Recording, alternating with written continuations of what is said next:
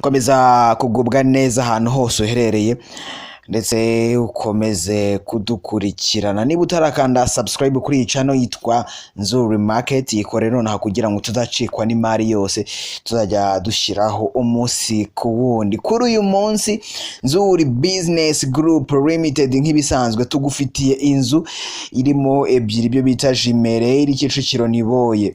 Buri yose ifite ibyumba bitatu ndetse na toilette eshatu, saramanje ndetse na cuisine igezweho. Buri yose kandi ifite parking na jardin bihagije, ushobora kugura zose cyangwa ukagura igice kimwe.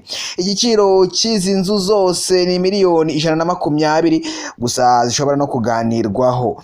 Uramutse ushaka ibindi bisobanuro biroroshye, hamagara 0788 48 cyangwa se hamagare 0788 23 ushobora no kutugana aho dukorera ni hano ku Muhima, hafi neza ya feruje zo ku Muhima, ni ku nyubako y'amatafari ahiye yanditseho Shema House. Ugeze muri rompwe ariko uri kuva Nyabugogo n'ibumoso bwawe uhita uyibona yanditseho Shema House, ubundi ukadusanga tukaba twaganira ndetse ukabona n'izindi mari nyinshi tugiye tugufitiye.